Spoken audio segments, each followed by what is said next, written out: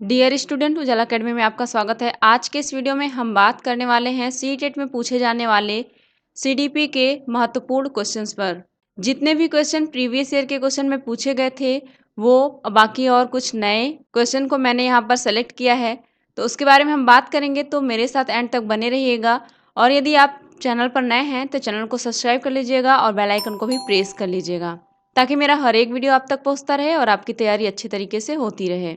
और यदि आपने अभी तक मेरी पिछली क्लास को नहीं देखी है तो चैनल पर जाकर देख लें, जिसमें मैंने सीडीपी के जितने सारे क्वेश्चन प्रीवियस ईयर के पेपर में पूछे गए थे वो सभी को मैंने करवाया है। एक बार उसे आप जरूर देख लीजिएगा। बिल्कुल भी टाइम वेस्ट नहीं करूंगी, तो चलिए बिना टाइम वेस्ट किए देख लेते हैं अपना पहला प्रश्न क्या है। देखिए, ये रहा आपका पहला प्रश्न। मानव जीवन की मनोभौतिक एकता कहलाती है। जो मानव जीवन की मनोभौतिक एकता होती है वो क्या कहलाती है? आपके सामने ऑप्शन दिया गया है। मन तथा शरीर का विकास, शरीर तथा हड्डियों का विकास, शरीर तथा हृदय का विकास, आत्मा तथा मांसपेशियों का विकास। मानव जीवन की जो मनोभौतिक एकता है वो क्या कहलाती है? फटाक से आप कमेंट करके इसका आंसर बताएंगे। इस क्वेश्चन का क्या राइट आंसर होने वाला है? मेरे साथ आप आंसर करते जाइएगा और लास्ट में अपना स्कोर मेरे साथ जरूर शेयर करिएगा। तो देखिए, जितने भी लोग इस क्वेश्चन का राइट आंसर दे रहे हैं, ऑप्शन नंबर ए वो बिल्कुल करेक्ट है। मन तथा शरीर का विकास कहलाता है मानव जीवन की मनोभौतिक एकता। ठीक है, मानव जीवन की मनोभौतिक एकता अगर पूछ ले क्या कहलाता है तो याद रखिएगा मन तथा शरीर का विकास। यानी कि इस क्वेश्चन का जो राइट आंसर है वो है ऑप्शन नंबर ए। आगे क्वेश्चन नंबर 2। किशोरावस्था की प्रमुख समस्या क्या है? जो किशोरावस्था की प्रमुख समस्या है उसके बारे में बात कर रहा है यहाँ पर। आपके सामने देखिए ऑप्शन दिया गया है। वजन बढ़ाने की, शिक्षा की, समायोजन की, अच्छे परीक्षा परिणाम की। जो किशोरावस्था की सबसे प्रमुख समस्या है वो क्या है? तो देखिए, जितने भी लोग इस क्वेश्चन का राइट आंसर कर रहे हैं, ऑप्शन नंबर सी वो बिल्कुल करेक्ट है। समायोजन की सबसे बड़ी समस्या होती है कि एक किशोर में, जो एक किशोर बच्चा होता है उसके जो प्रमुख समस्या होती है वो समायोजन की होती है। वो समायोजन नहीं कर पाता है सभी लोगों के साथ, यही उसकी मुख्य समस्या है। ठीक है, यानी कि इस क्वेश्चन का राइट आंसर है ऑप्शन नंबर सी। आगे क्वेश्चन नंबर 3। किशोरावस्था बड़े संघर्ष, तूफान और विरोध की अवस्था है, यह कथन है। यह कथन किसका है कि जो किशोरावस्था होती है वो बहुत ही संघर्ष और तूफान, विरोध की अवस्था होती है? यह कथन किस मनोवैज्ञानिक ने कहा था? आपके सामने ऑप्शन दिया गया है। स्किनर का है, स्टेनले हॉल का, ई ए किलपैट्रिक्स का, थॉर्नडाइक का। किशोरावस्था बहुत ही संघर्ष भरा होता है और यह अवस्था तूफान की होती है, विरोधाभास की होती है। तो ये कथन कहे थे स्टेनले हॉल जी। ऑप्शन नंबर बी यहाँ पर करेक्ट हो जाएगा। यह कथन स्टेनले हॉल जी का है, याद रखिएगा और इसे इंपॉर्टेंट में आप नोट कर लीजिएगा। कई बार पूछा गया एग्जाम में क्वेश्चन है ये, और सीटेट कहीं नया क्वेश्चन नहीं बनाता, बहुत बार क्वेश्चन रिपीट होता है सीटेट में। तो याद रखिएगा, ये कई बार पूछा गया क्वेश्चन है, तो इस इंपॉर्टेंट में नोट कर लीजिएगा और ध्यान दीजिएगा। किशोरावस्था जो बड़े संघर्ष और तूफान की और विरोध की अवस्था है, यह कथन कहे थे स्टेनले हॉल जी। यानी कि इस क्वेश्चन का जो राइट आंसर है वो है ऑप्शन नंबर बी। आगे क्वेश्चन नंबर 4। जीन पियाजे के अनुसार संज्ञानात्मक विकास की अवस्थाएं हैं। जो जीन पियाजे के अनुसार संज्ञानात्मक विकास की जो अवस्थाएं हैं वो कितनी है? जल्दी से कमेंट करके इसका आंसर आप लोग बताएंगे। देखिए, आपके सामने ऑप्शन दिया गया है 4, 3, 2, 5। जीन पियाजे जी के अनुसार बताना है जो संज्ञानात्मक विकास की अवस्थाएं हैं वो कितनी हैं। तो याद रखिएगा, जो जीन पियाजे के अनुसार संज्ञानात्मक विकास की अवस्थाएं हैं वो 4 हैं। 4 हो जाएंगी वो अवस्थाएं। ठीक है, 4 अवस्थाएं दी गई हैं जीन पियाजे के अनुसार संज्ञानात्मक विकास की। ठीक है, यानी कि इस क्वेश्चन का राइट आंसर है ऑप्शन नंबर ए। आगे क्वेश्चन नंबर 5। मानसिक विकास को प्रभावित करने वाला कारक नहीं है। ऐसा कौन सा ऑप्शन है जो मानसिक विकास को प्रभावित करने वाला कारक नहीं है? देखिए, आपके सामने ऑप्शन दिया गया है।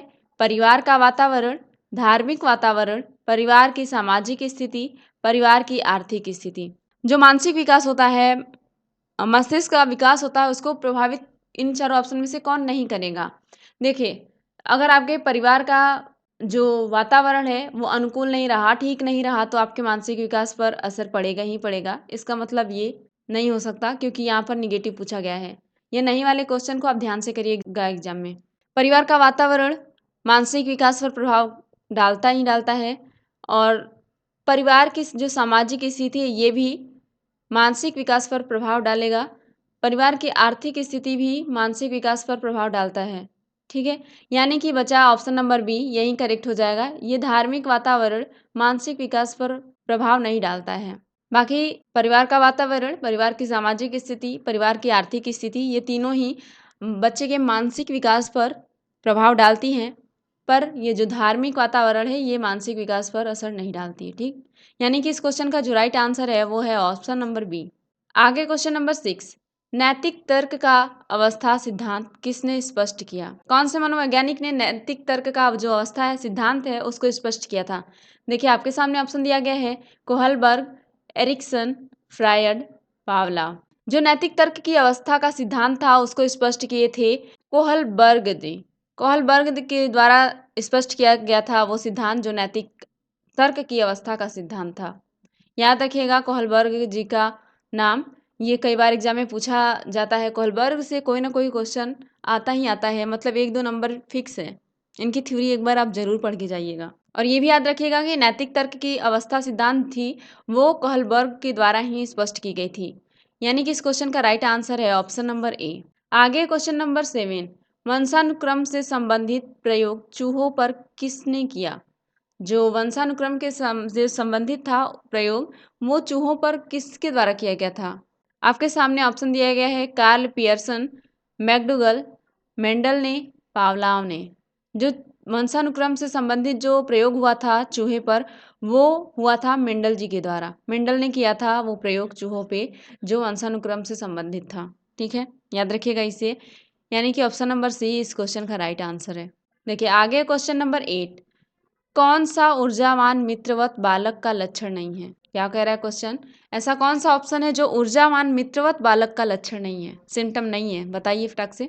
आपके सामने ऑप्शन दिया गया है, खुशमिजाज, सामाजिक, आसानी से चिढ़ने वाला, ऊर्जा का उच्च स्तर।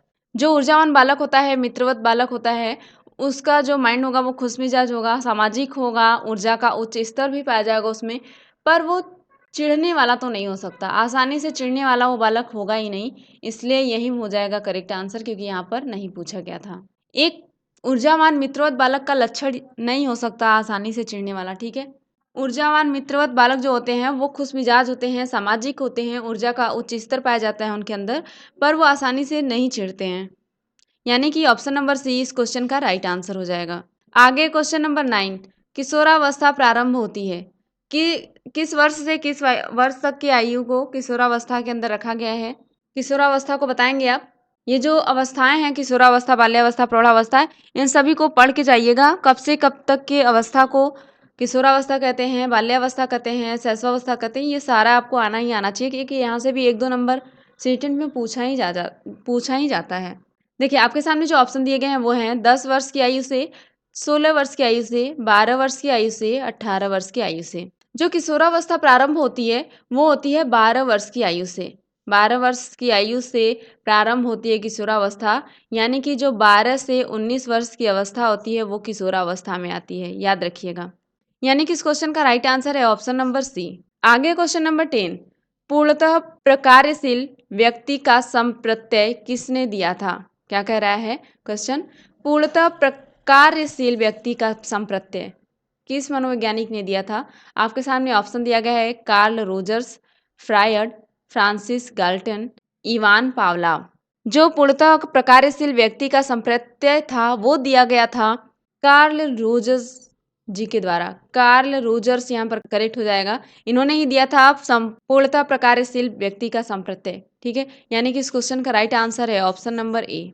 आगे क्वेश्चन नंबर 11, बाल मनोविज्ञान का सिद्धांत प्रारंभ के 4-5 वर्षों के अनुभवों के आधारित होता है। क्या कह रहा है क्वेश्चन, बाल मनोविज्ञान का सिद्धांत प्रारंभ के जो 4-5 वर्षों के अनुभव होते हैं उस पर आधारित होता है। जो खाली स्थान है उसको हमें भरना है। यहाँ पर आपके सामने ऑप्शन दिया गया है, मनोविश्लेषणात्मक, व्यवहारात्मक, क्रांतिक अवस्था समूह, संज्ञानात्मक। यानी कि इस क्वेश्चन का राइट आंसर है ऑप्शन नंबर ए, मनोविश्लेषणात्मक।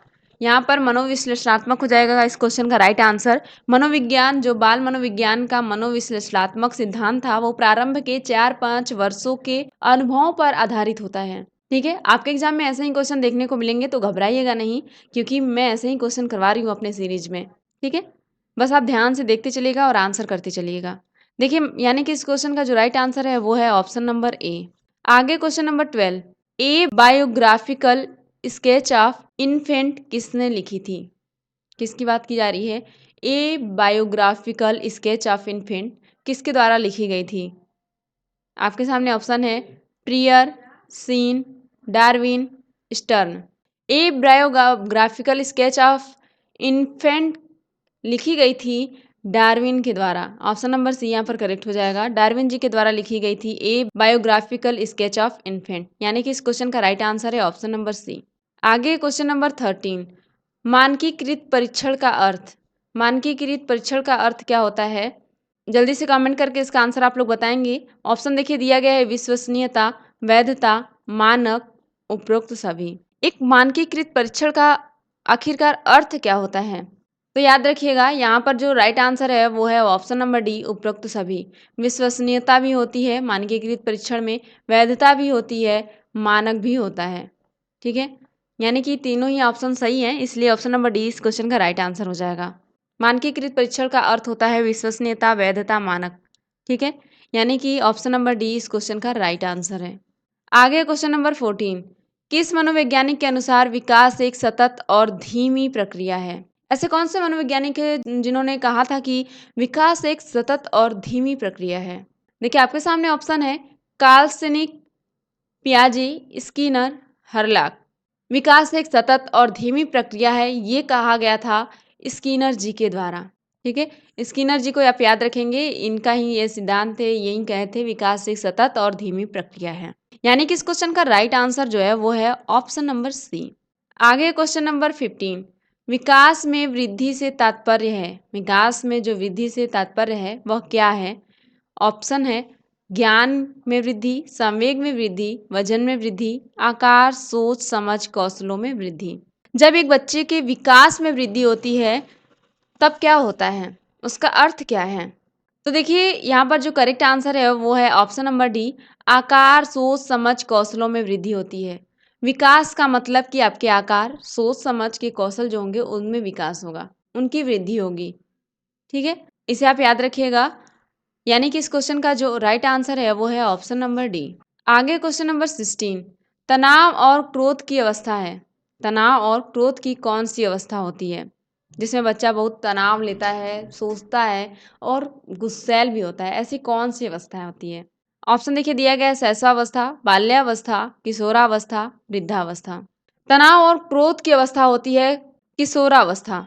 किशोरावस्था में बच्चे बहुत तनाव में रहते हैं और क्रोध में रहते हैं, ये तनाव और क्रोध की अवस्था होती है। याद रखिएगा किशोरावस्था। ठीक है, यानी कि ऑप्शन नंबर सी इस क्वेश्चन का राइट आंसर हो जाएगा। आगे क्वेश्चन नंबर 17, बालक का विकास परिणाम है। जो बालक का विकास होता है वो किसका परिणाम है? ऑप्शन दिया गया है वंशानुक्रम, वातावरण, वंशानुक्रम व वातावरण की अंतःक्रिया का, आर्थिक कारकों का। सबसे पहले तो आप इसे इंपॉर्टेंट में जरूर नोट करिए, जल्दी से नोट करिए इसे। इंपॉर्टेंट में ही नहीं, वेरी इंपॉर्टेंट में नोट कर लीजिएगा इसे, क्योंकि ये कई बार क्वेश्चन पूछा गया। कितनी बार क्वेश्चन पूछा गया है मैं बता भी नहीं सकती, ये कई बार एग्जाम में पूछा गया जाने वाला क्वेश्चन है, इसलिए मैं बता रही हूँ। इसे वेरी इंपॉर्टेंट में करके नोट कर लीजिए। सबसे पहले नोट कर लीजिए, फिर मैं इसका आंसर बताती हूँ आपको। देखिए, जो बालक का विकास होता है उसका परिणाम होता है वंशानुक्रम व वातावरण की अंतःक्रिया। ये जहाँ दोनों ही दिखेगा, वंशानुक्रम और वातावरण का अंतःक्रिया, उसको आप बिना देखे टिक कर दीजिएगा, वो सही हो जाएगा। अगर आपके ऑप्शन में ये दोनों ही नहीं है, केवल वंशानुक्रम है, तो आप वंशानुक्रम को लगाएंगे, या फिर केवल वातावरण है तो वातावरण को लगाएंगे। उससे बेस्ट ऑप्शन हो जाएगा जब आप लगाएंगे वंशानुक्रम व वातावरण की अंतःक्रिया का। ठीक है, जो बालक का विकास होता है वो वंशानुक्रम व वातावरण की अंतःक्रिया का परिणाम होता है। यानी कि इस क्वेश्चन का राइट आंसर है ऑप्शन नंबर सी। आगे क्वेश्चन नंबर 18, निम्न में से कौन सा कथन सत्य है? इन चारों ऑप्शन में से हमें बताना है कि कौन सा ऑप्शन करेक्ट है। देखिए, लड़के अधिक बुद्धिमान होते हैं, क्या ये कथन सत्य है? लड़कियां अधिक बुद्धिमान होती हैं, क्या ये कथन सत्य है? बुद्धि का लिंग से संबंध नहीं है, सामान्यतः लड़के लड़कियों से अधिक बुद्धिमान होते हैं। बताइए कौन सा कथन सत्य है? जल्दी से आंसर करिए इसका कमेंट बॉक्स में। क्या ऐसा आपको भी लगता है लड़के अधिक बुद्धिमान होते हैं, लड़कियां अधिक बुद्धिमान होती हैं?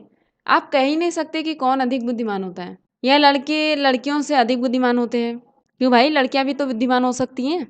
तो देखिए यहाँ पर जो करेक्ट आंसर है वो है ऑप्शन नंबर सी, बुद्धि का लिंग से संबंध नहीं है। बिल्कुल सही ऑप्शन है ये। बुद्धि का कोई संबंध नहीं होता है लिंग से। आप या लड़की हैं या लड़का है, इसका असर बुद्धि पे नहीं पड़ता। ठीक है, जितना बुद्धि लगाओगे उतना ही ब्रॉड होगा, जितना चीज़ों को सीखने की कोशिश करोगे उतना ही सीख पाओगे। इस बात को याद रखिएगा। ऐसा मत कहिएगा कि लड़के अधिक बुद्धिमान होते हैं लड़कियों से। आप कह ही नहीं सकते कौन बुद्धिमान होता है।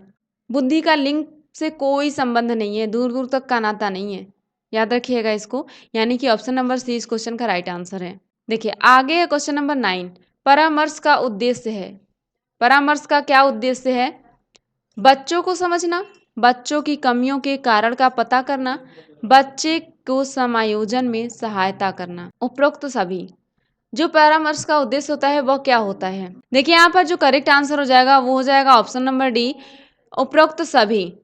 देखिए परामर्श का उद्देश्य होता है बच्चों को समझना, बच्चों की कमियों का कारण का पता लगाना, बच्चों को समायोजन में सहायता करना। ये तीनों ही ऑप्शन यहाँ पर करेक्ट हैं, इसलिए ऑप्शन नंबर डी इस क्वेश्चन का राइट आंसर हो जाएगा। आगे क्वेश्चन नंबर 20। बच्चों में नैतिकता की स्थापना के लिए सर्वोत्तम मार्ग है। बच्चों में नैतिकता की स्थापना के लिए सबसे अच्छा मार्ग कौन सा हो सकता है? आपके सामने ऑप्शन दिया गया है। उन्हें धार्मिक पुस्तक पढ़ाना, शिक्षक का आदर्श रूप में व्यवहार करना, उनका मूल्य शिक्षा पर मूल्यांकन करना, उन्हें प्रातःकालीन सभा में उपदेश देना। उन्हें प्रातःकालीन सभा में बैठा के उपदेश देंगे, या फिर उनके मूल्य शिक्षा का मूल्यांकन करना चाहिए, या फिर शिक्षा का आदर्श रूप से व्यवहार करना, ये सर्वोत्तम मार्ग होगा। जल्दी से ऑप्शन बताइए आप कौन सा करेक्ट हो जाएगा। देखिए बच्चों में नैतिकता की स्थापना करने का जो सर्वोत्तम सबसे अच्छा मार्ग है वो है शिक्षक का आदर्श रूप से व्यवहार करना। शिक्षक का आदर्श रूप से व्यवहार करना सबसे अच्छा मार्ग माना जाता है बच्चों में नैतिकता की स्थापना करने के लिए। ठीक है, यानी कि ऑप्शन नंबर बी इस क्वेश्चन का राइट आंसर हो जाएगा। उन्हें धर्म की पुस्तक पढ़ाना, ये कोई नैतिकता का काम नहीं कर रहे, आप उनके अंदर नैतिकता नहीं भर सकते पुस्तक पढ़ा के। प्रातःकालीन सभा में उपदेश देना, ये सबसे अच्छा मार्ग नहीं हो सकता, जितना कि शिक्षक का आदर्श रूप से व्यवहार करना ये सबसे अच्छा मार्ग माना जाएगा। ठीक है, यानी कि इस क्वेश्चन का राइट आंसर है ऑप्शन नंबर बी। आगे क्वेश्चन नंबर 21। एक अच्छा अध्यापक विद्यार्थियों के मध्य बढ़ावा देता है। अगर एक अच्छा अध्यापक है तो वो विद्यार्थियों को बीच जो बढ़ावा देगा वो किसको देगा? आपके सामने ऑप्शन दिया गया है, प्रतियोगिता की भावना का, सहयोग की भावना का, प्रतिद्वंदिता की भावना का, तटस्थता की भावना का। अगर आप एक अच्छे अध्यापक हैं तो जो विद्यार्थियों के मध्य जो बढ़ावा देंगे वो किसको देंगे? सबसे अधिक बढ़ावा आप किसको देंगे? देखिए आप एक अगर अच्छे अध्यापक हैं तो उसके नज़रिए से आप आंसर करेंगे तो आपका आंसर बिल्कुल करेक्ट हो जाएगा। देखिए जो सहयोग की भावना होगा उसको आप बढ़ावा देंगे बच्चों के मध्य। ठीक है, एक अच्छा अध्यापक वही होता है जो विद्यार्थियों के मध्य सहयोग की भावना का विकास करे या उनको उसको बढ़ावा दे। यानी कि इस क्वेश्चन का राइट आंसर है ऑप्शन नंबर बी। आगे क्वेश्चन नंबर 22। शिक्षक का अति महत्वपूर्ण उद्देश्य क्या हो सकता है? शिक्षक का जो सबसे महत्वपूर्ण उद्देश्य होता है वह क्या होता है? देखिए आजीविका कमाना, बच्चे का सर्वांगीण विकास, पढ़ना एवं लिखना सीखना, बौद्धिकता का विकास। एक अच्छा शिक्षक का उद्देश्य क्या होता है? सबसे महत्वपूर्ण उद्देश्य जो होता है वह क्या होता है? जल्दी से आंसर करिए आप लोग। इस क्वेश्चन का क्या राइट आंसर होने वाला है? फटाक से आंसर करिए आप लोग।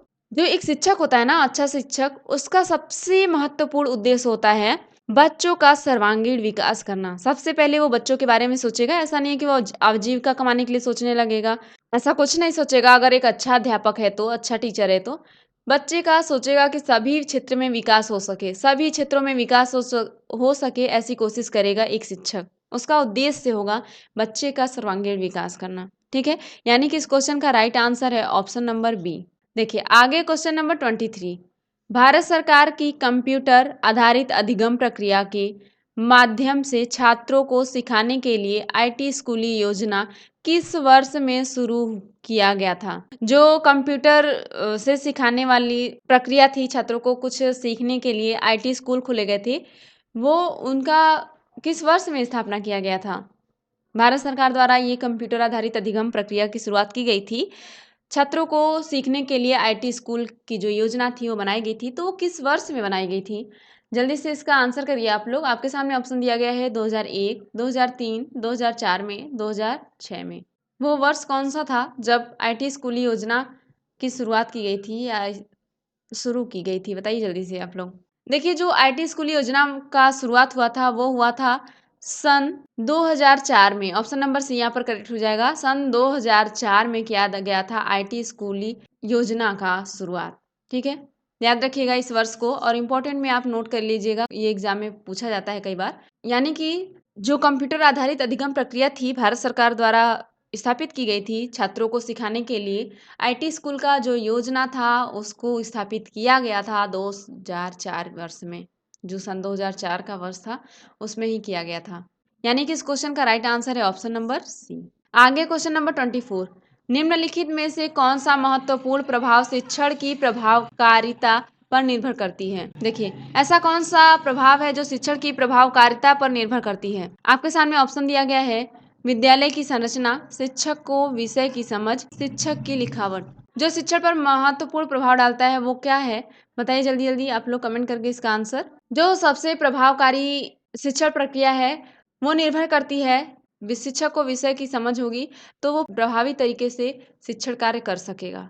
ठीक है, यानी कि ऑप्शन नंबर डी इस क्वेश्चन का राइट आंसर हो जाएगा। आगे क्वेश्चन नंबर 25, शिक्षक निम्नलिखित के लिए शिक्षण संबंधी सहायता सामग्री का उपयोग करते हैं। जो शिक्षण के लिए जो सहायक सामग्रियां होती है उनका प्रयोग शिक्षक किसके लिए करते हैं? देखिए, आपके सामने ऑप्शन दिया गया है छात्रों को प्रभावित करने के लिए, शिक्षण को रोचक बनाने के लिए, छात्रों को एकाग्रचित बनाने के लिए, छात्रों के अंदर शिक्षण रखने के लिए। तो देखिए, जो सहायक सामग्रियां होती हैं उसका अगर एक टीचर प्रयोग करता है तो इसलिए करता है ताकि बच्चों में रुचि बने रहे। शिक्षण को रोचक बनाने के लिए वो सहायक सामग्री का प्रयोग करता है एक अच्छा टीचर। ठीक है, बच्चों के अंदर रुचि बनी रहे शिक्षण के प्रति, इसलिए वो सहायक सामग्रियों का प्रयोग करता है। यानी कि ऑप्शन नंबर बी इस क्वेश्चन का राइट आंसर हो जाएगा। देखिए, आगे क्वेश्चन नंबर 26, यदि बुलाए जाने पर कुछ छात्रों के माता पिता अभिभावक आकर शिक्षक से नहीं मिलते तो शिक्षक को क्या करना चाहिए? अगर आप मान लीजिए एक अध्यापक हैं किसी स्कूल में, तो किसी टॉपिक से रिलेटेड आपको उनके बच्चे के अभिभावक से, माता पिता से बात करनी है और आप मिलना चाहते हैं उनसे और वो आपसे मिल नहीं रहे हैं, या बच्चे की शिकायत करनी हो, प्रोग्रेस बतानी हो, किसी भी कारणवश आप उनसे मिलना चाहते हैं पर उनके जो छात्र के माता पिता हैं वो आपसे नहीं मिल रहे हैं, तो आप एक शिक्षक होने के नाते क्या करेंगे? देखिए, आंसर आपके सामने है, पर आप लोग कमेंट करके जल्दी जल्दी बताइए कि क्या आंसर है, इसमें से कौन सा एकदम सटीक आंसर है। देखिए, ऑप्शन दिया गया है माता पिता को लिखना चाहिए, आप लेटर लिखेंगे, पत्र लिखेंगे, जाकर उनसे मिलना चाहिए, वैसे छात्रों को दंडित करना चाहिए, वैसे छात्रों को अनदेखा कर देना चाहिए। क्या करेंगे आप इन चार ऑप्शन में से? फटाक से आंसर करिए। उनके माता पिता को पत्र लिखेंगे, या फिर उनसे जाकर मिलेंगे, या फिर ऐसे छात्रों को मारेंगे पीटेंगे? ऐसा तो बिल्कुल नहीं करिएगा, मारना पीटना नहीं है, बच्चे भगवान का रूप होते हैं, यही सोच के आप आंसर करिएगा, आपका आंसर बिल्कुल सही जाएगा। बच्चे को मारना नहीं है, दंडित नहीं करना है, प्रताड़ित नहीं करना किसी भी तरीके से, और इसी छात्र को अनदेखा भी नहीं कर सकते आप, किसी छात्र को अनदेखा नहीं करेंगे। पत्र लिखेंगे, पत्र जाएगा कि नहीं जाएगा ये भी नहीं हो सकता। यानी कि इस क्वेश्चन का जो राइट आंसर है वो है ऑप्शन नंबर बी, जाकर उनसे मिलना चाहिए। आपको उनसे जाकर मिलना चाहिए और बच्चे के बारे में बताना चाहिए, जो भी कुछ आप कहना चाहते हैं। अगर वो नहीं मिल रहे हैं तो आप जाकर उनसे मिलेंगे। ठीक है, यानी कि ऑप्शन नंबर बी इस क्वेश्चन का राइट आंसर हो जाएगा। देखिए, आगे है क्वेश्चन नंबर 27, विद्यार्थियों की प्रशंसा की जानी चाहिए। विद्यार्थियों की प्रशंसा आप कब और कहाँ करेंगे? एकांत में करेंगे, अलग से करेंगे, लोगों के बीच में करेंगे, व्यक्तिगत रूप से करेंगे? अगर विद्यार्थी की प्रशंसा करनी है तो आप कब करेंगे? फटाक से आंसर करिए इसका। देखिए, अगर आप किसी भी विद्यार्थी की प्रशंसा करना चाहते हैं तो आप सभी लोगों के बीच में करेंगे, लोगों के बीच में करेंगे। ठीक है, तभी वो ज़्यादा प्रेरित होगा और अच्छे से उस कार्य को करेगा और उसकी रुचि बढ़ेगी। अगर एकांत में करेंगे तो कोई मतलब नहीं निकलेगा, अलग से नहीं करेंगे, व्यक्तिगत रूप से नहीं करेंगे, लोगों के बीच में आप विद्यार्थियों की प्रशंसा करेंगे। ठीक है, यानी कि ऑप्शन नंबर सी इस क्वेश्चन का राइट आंसर है। आगे क्वेश्चन नंबर 28। अनुसंधान से पता चलता है कि हमारी पढ़ाई का कितना % हिस्सा दृश्य और श्रव्य अंगों के माध्यम से ग्रहण किया जाता है। जो अनुसंधान से क्या पता चलता है कि जो हमारी पढ़ाई है उसका कितना % हिस्सा हमारी दृश्य मतलब जो देखने की है क्षमता और श्रवण जो हम सुनते हैं जिन अंगों से उनके माध्यम से ग्रहण किया जाता है। सुनकर और देखकर जो अंग होते हैं देखने और सुनने वाले उनके माध्यम से हम कितना पढ़ाई लिखाई को ग्रहण करते हैं। देखिए आपके सामने ऑप्शन है 60%, 85%, 50%, 95%। देखिए सबसे पहले आप इसे इंपॉर्टेंट में नोट करिए, फिर इसका आंसर मैं बताऊंगी क्या हो जाएगा आंसर। सबसे पहले आप आंसर करिए, फिर मैं बताऊंगी क्या हो जाएगा इस क्वेश्चन का राइट आंसर। देखिए जो हमारी दृश्य और श्रवण अंग है उसके माध्यम से हम अपनी पढ़ाई का जो है कि 85% हिस्सा ग्रहण करते हैं। 85% यहाँ पर करेक्ट हो जाएगा, याद रखिएगा 85% हिस्सा ही अपने दृश्य और श्रव्य अंगों के माध्यम से हम ग्रहण करते हैं। ठीक है, यानी कि इस क्वेश्चन का राइट आंसर है ऑप्शन नंबर बी। आगे क्वेश्चन नंबर 29। जब किसी शिक्षक पर प्राधिकारी हावी होते हैं या उन्हें अन्य कार्य करने के लिए विवश किया जाता है तो उसकी क्षमता। एक शिक्षक के जो ऊपर के अधिकारी हैं वो उन पर हावी हो जाते हैं और उन्हें अन्य कार्य करने के लिए विवश कर देते हैं, तो जो शिक्षक की क्षमता है वो क्या होगी, कैसा फर्क पड़ेगा उनकी क्षमता में। ऑप्शन देखिए आपके सामने दिया गया है। कई गुना बढ़ती है, घटती है, असंतः बढ़ती है, अप्रभावित रहती है। अगर किसी शिक्षक के ऊपर के जो अधिकारी हैं वो हावी होते हैं शिक्षक पे और उनसे अन्य कार्य करने के लिए विवश करते हैं उन्हें, तो उस शिक्षक की जो क्षमता होगी वो क्या होगी, घट जाएगी भाई। कोई भी किसी पे हावी हो जाएगा तो घट जाएगी उसकी क्षमता। ठीक है, याद रखिएगा ऑप्शन नंबर 20 क्वेश्चन का राइट आंसर हो जाएगा। अगर कोई शिक्षक है वो अपने पढ़ाई लिखाई से हट के कोई कार्य कर रहा है तो वो जाहिर सी बात है अच्छे ढंग से पढ़ा नहीं पाएगा, काम का प्रेशर रहेगा उसके ऊपर। तो जो प्राधिकारी होते हैं अगर शिक्षक पर हावी हो जाते हैं और उनसे अन्य कार्य करने के लिए विवश कर देते हैं उस शिक्षक को, तो जाहिर सी बात है उसकी क्षमता घट जाएगी। ठीक है, याद रखिएगा ये उनकी क्षमता घटेगी। ऑप्शन नंबर बी यहाँ पर करेक्ट हो जाएगा। देखिए आगे क्वेश्चन नंबर 30। छात्रों के सही मूल्यांकन के लिए निम्नलिखित में से किस विधि का प्रयोग किया जाना चाहिए। जो छात्र का मूल्यांकन होता है सही से मूल्यांकन करने के लिए आप किस विधि का प्रयोग करेंगे, फटाक से इसका आंसर करेंगे आप लोग। रचनात्मक मूल्यांकन का प्रयोग करेंगे, सतत मूल्यांकन का, कोर्स के अंत में मूल्यांकन, प्रत्येक छमाही पर मूल्यांकन। आप कब कब मूल्यांकन करेंगे अगर एक सही मूल्यांकन करना है छात्र का तो किस विधि द्वारा करेंगे, जल्दी से कमेंट करके इसका आंसर बताइए आप लोग। देखिए अगर एक छात्र का सही से मूल्यांकन करना है ना तो आपको सतत मूल्यांकन करना पड़ेगा, निरंतर मूल्यांकन करना पड़ेगा। ठीक है, हमेशा मूल्यांकन करेंगे तभी आपको पता लगेगा कि वो बच्चा कहाँ अटक रहा है, कहाँ उससे गलती हो रही है, कहाँ सुधार की आवश्यकता है।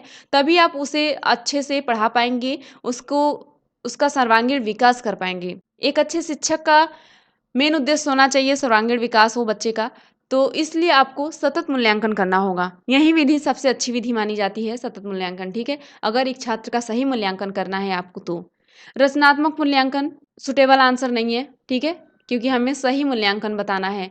कोर्स के अंत में मूल्यांकन करेंगे तो मूल्यांकन का क्या फायदा है, फिर आप तो सुधार कर ही नहीं पाएंगे। और प्रत्येक 6 माह में करेंगे तो पिछले जो महीने थे वो वेस्ट चले जाएंगे ना। तुरंत का बच्चों को याद रहता है, तुरंत आप उन्हें सुधार देंगे तो वो कैच कर लेते हैं चीज़ों को। ठीक है, कहाँ पे उनसे गलती हो रही है, क्या हो रही है, इसलिए आप सतत मूल्यांकन करेंगे। दोस्तों आई होप कि आपको समझ में आ रहा होगा, यानी कि इस क्वेश्चन का जो राइट आंसर है ऑप्शन नंबर बी है। ठीक है, इसे इंपॉर्टेंट में नोट कर लीजिएगा तो, क्योंकि कई बार एग्जाम में पूछा भी गया है और आपके एग्जाम में ऐसे ही क्वेश्चन देखने को मिलेंगे और ऐसे ही बैक टू बैक मैं सीरीज लाने वाली हूँ। तो जुड़ जाइएगा मेरे चैनल के साथ और सब्सक्राइब कर लीजिएगा उजाला अकेडमी चैनल को। और यदि वीडियो अच्छी लगी हो तो वीडियो को लाइक भी कर दीजिएगा। और यदि आपने मेरी पिछली वीडियोस को नहीं देखी तो अभी के अभी चैनल पर जाकर देख लें, ताकि आपकी तैयारी में कोई कमी ना रह जाए। क्योंकि वो सारे क्वेश्चन प्रीवियस ईयर के क्वेश्चन पेपर में पूछे गए थे और सीटेट में मैं बार बार कह रही हूँ कि प्रीवियस ईयर के क्वेश्चन ही रिपीट होते हैं, कहीं अलग से क्वेश्चन नहीं बनाए जाते। बस आपको समझने की ज़रूरत है और मैं दावा करती हूँ आपका सीटेट क्लियर हो ही जाएगा। ठीक है, तो जल्दी से जल्दी जाकर उसे देख लीजिए आप। और आपके दोस्त अगर सीटेट की तैयारी कर रहे होंगे तो उनके साथ भी मेरा वीडियो शेयर कर दीजिएगा ताकि उनका भी हेल्प हो सके। तो चलिए मैं मिलती हूँ आपसे नेक्स्ट वीडियो में, तब तक के लिए टाटा बाय बाय। और जाते जाते एक बात और कहनी है, आपका कितना स्कोर बना मुझे कमेंट करके ज़रूर बताइएगा। आउट ऑफ 30 आपका कितना स्कोर आया, जल्दी जल्दी कमेंट करके मुझे बताइए ताकि पता चल सके आपकी तैयारी कितनी हो चुकी है। ठीक है, टाटा बाय बाय।